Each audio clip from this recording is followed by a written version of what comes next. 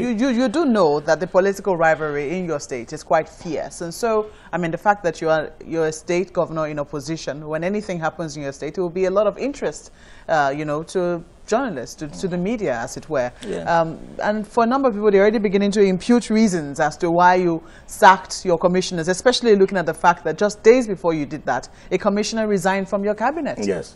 There is nothing you do that people will not read minutes. Even when you don't wake up on time, people will read minutes. Why is it not working by this time? Let me quickly read out something that they said. Yes. They said some people think it's a hurried move and an attempt at some form of damage control. That was the action you took. They said it was sought by the sudden sack of your team of commissioners to prevent others who may wish to exit, as Tam George did, from further exposing what is, in fact, an increasing loss of confidence in your leadership. That is not correct. That's why I said that when you see people who do not know what's happening in government, I don't do anything without the consultation of the party. I don't do the leadership of the state. And that is why people don't understand how we operate. Whether the former commissioner of information resigned or not, I don't want to discuss on that fact. I mean, if you think you can't carry on again, you're entitled to. He's not the first person who has resigned in any cabinet. People resign in cabinet. So why do you have to impute any reason that, oh, this may be what has happened? No. As I speak to you, PDP as a party in the state is one united family. As I speak to you, and if you look at the number of people whom we have reappointed, you see that 80% of them are former commissioners. So if it was the same, because most of them are going to resign, so why did I accept now to come back? It is not correct. I don't owe them reasons why I should do what I want to do. For the matter that I've had consultation with my party and the leadership of the state, I'm quite satisfied. But sometimes people say that the actions that you take can be a bit drastic. And, for instance, you're firing commissioners. Only recently, you withdrew the CFO, a 99-year lease of a hotel in your state. Yes. Isn't that drastic? How drastic is it? Okay, now let me tell you something. You see, if it is drastic, the hotel would not apologize. The management would have apologized and said such thing will not happen. Did they even understand what happened? We are aware. What is the essence of giving you CFO? To carry a business. We did not say, we didn't give you CFO where the hotel we use as kind of from criminal acts. Do you understand that particular day that investors, people in the hotel were running away for their life? And why would you allow such to happen? For such a reputable hotel, for you to allow people, your management should be able to control. They took over even the bar everywhere. People were running away. And we couldn't have accepted that. So the issue of whether decisions she took are so drastic cannot be said by those who are not informed. The hotel knew they did the wrong thing, and that's why they have written to us, apologizing. What did the hotel do precisely that was wrong? Because you accused them that of being a den of electoral fraudsters. That was all that you accused them of being. But that is not the first time. It has been happening. And we have always cautioned them. Now, apart from that, what image did you give to the state? Did you tell the police? If I told the police? Yes. Why do I need to tell the police before I take actions? Yeah, but some people think it's a hostile, I'm going to read this out now, it's a hostile signal to the business and investment community that River State is a toxic environment and that a 99-year land lease could be withdrawn impulsively at any minute by the governor. You see, first of all, too, they should understand what I said.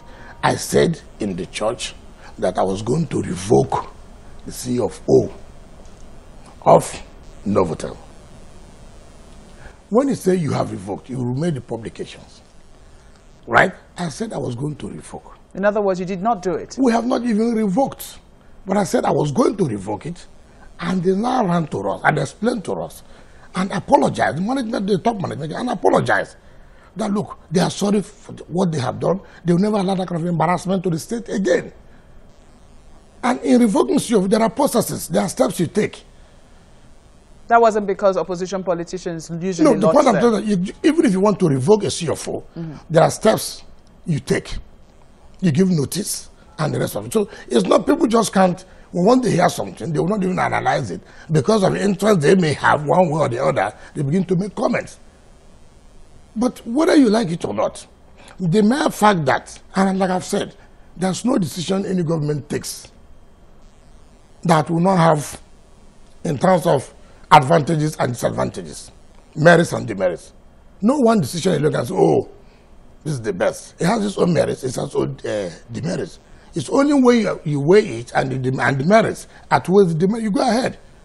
So we are not perturbed about people who are not informed about what is happening or what is on ground. It's not just you hear something, you just enter into the street and you start making a comment. For the mere fact that you have nothing to say, for the mere fact you have no job. Now, let's talk politics now. At a state banquet dinner for members of the African Bar Association in Port Harcourt, you said that democracy in Nigeria is gone.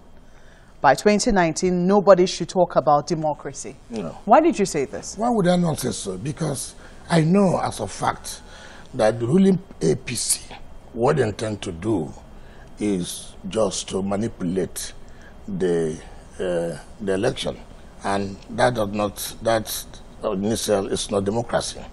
I'm taking my state for example, with what we saw, and that is what they are also intending to do in 2019.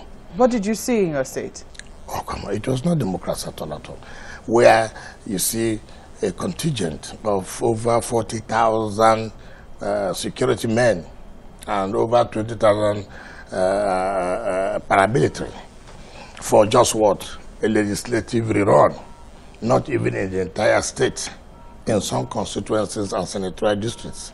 But the accusations against you is that you were trying to stifle the opposition in your state. What do you call stifle? The only way to stifle opposition is by providing the dividends of democracy.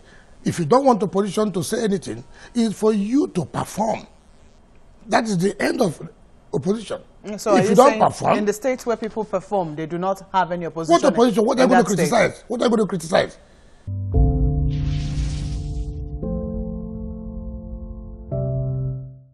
Let's take a moment now. When we return, Governor Wike speaks to me on his allegations against the police and whether or not his relationship with immediate past Governor Rotimi Amechi will ever mend.